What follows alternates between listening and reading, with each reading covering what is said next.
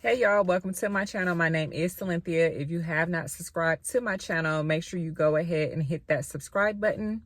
I wanted to get on here quickly, y'all, just to remind you that you are the chosen one.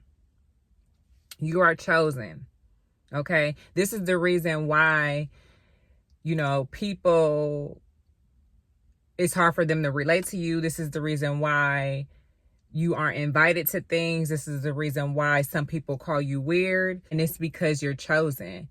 Not everybody is going to like you. Not everybody is going to be able to relate to you because of this. It makes it difficult sometimes, when you're trying to have relationships with people, when you're trying to build friendships and networking and things like that. Sometimes it may be difficult for you because you're not understanding why. Like, why me? Why can't I have this? Why can't I have that? But when you're chosen, there's only a select few people that can be accompanied, that can be in your presence.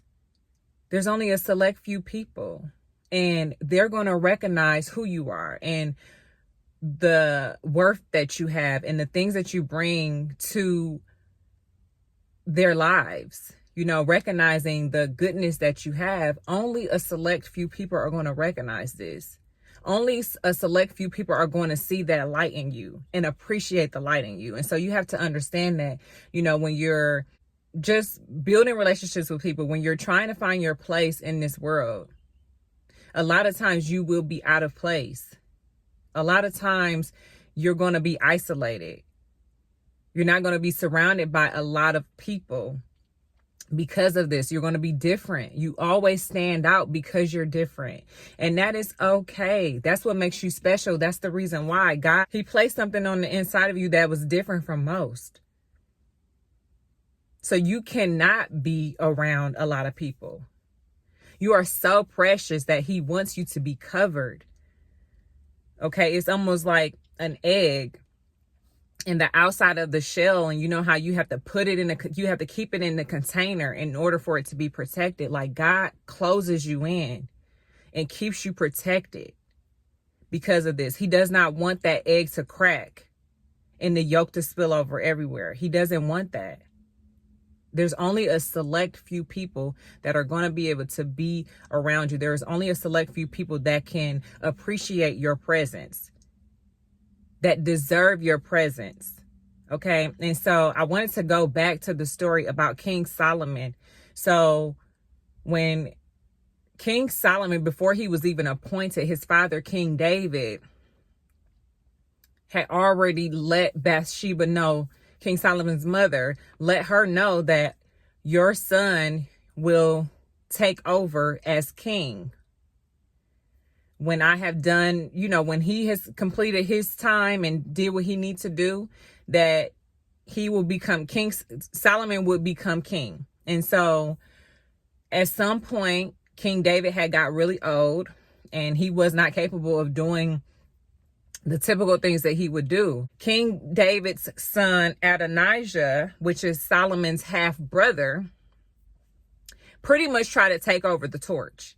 He pretty much was going around saying that he was the next king. He had followers, people that were following him, but he was very, very sneaky about it. Like, he did not want his father to know. He did not want certain people to know. He did not want Solomon to know what he was doing. He didn't want them to know that people were praising him and saying that he was king, even though his father was still alive. His father was still the king. Okay. And Bathsheba came to King David and let him know, like, hey, I thought my son Solomon was going to be king, the next king after, he was going to take over your place. And they let King David know all of the things that Adonijah was doing and how he was pretty much, it was like this ego that he had, that he just knew for a fact that he was king and that he was the chosen one. Okay. But it was clear he already knew that his half brother, King Solomon, was the one that was supposed to be appointed. But see, he tried to go and sneak and take over. Okay. He tried to go and sneak and take over, but that was not working. All right. And so let me just pull up this scripture really quick. So it's 1 Kings chapter 1, verse 29. It says, and the king repeated his vow, as surely as the Lord lives, who has rescued me from every danger. Your son Solomon will be the next king and will sit on my throne this very day, just as I vowed to you before the Lord, the God of Israel. So he kept his word on what he was planning on doing. He kept his word. Solomon was chosen from the beginning.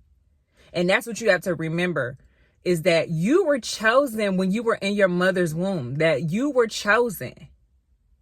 God knew everything about you. He knew exactly what he wanted you to do in this life. He knew exactly what the plan was for your life, the purpose for your life, the amount of lives that you're going to change because of your obedience. He knew all of these things before you were even birthed.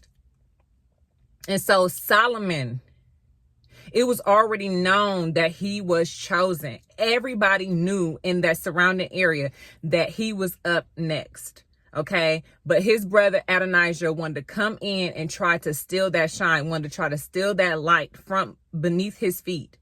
That's what he wanted to do, but it did not work. And that's what's going to happen with you, is that no matter who tries to come in your place, no matter what tries to stop you, it's not going to work. When you are chosen, when God appoints you for something, there is absolutely nothing that nobody can do about it. Nobody can do anything to stop what he has planned for you. Another verse that I wanted to pull up is, so I'm still in 1 Kings chapter 1, and it's verse 34. There Zadok, the priest, and Nathan, the prophet, are to anoint him king over Israel. Blow the ram's horn and shout, long live King Solomon. So they went on chanting, long live King Solomon. It came to Adonijah, and he was wondering what was going on. He became fearful and everything because he knew that he was in the wrong. He knew that what he was doing was not right.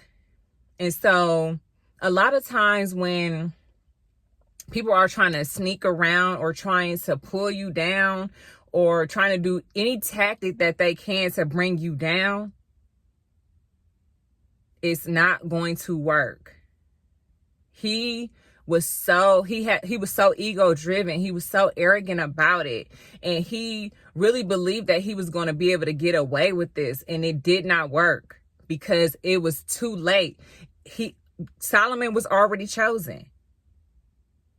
So I want y'all to remember this, is that no matter what happens, no matter what is going on, you are the chosen one. Can't nobody come in your place. You irreplaceable, okay?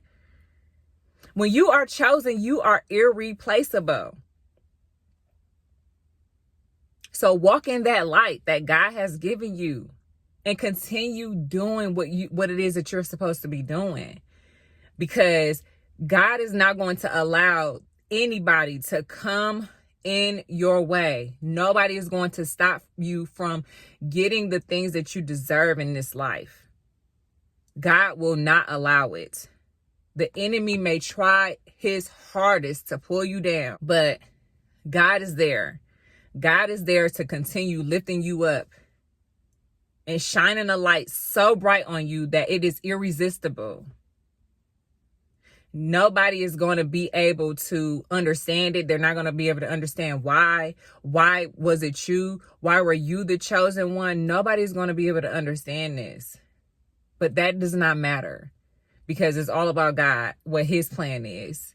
And so I want y'all to remember this, that you are chosen. Nobody can get in the way of that. Continue doing what it is that you need to be doing. Do whatever it is that you need to do to stay in the will of God, so that you can continue, so that he can continue growing you in your faith, in your life, to show that you are chosen. Because eventually at some point in time, it's going to be made known who you are. It's going to be made known in front of everyone. So I pray that this video was a blessing to you. I pray that, if it is a blessing to you, that you go ahead and share this video with your friends and family who you believe it will be a blessing to them. I wish nothing but blessings on you and your family. Thank you so much and have an amazing day.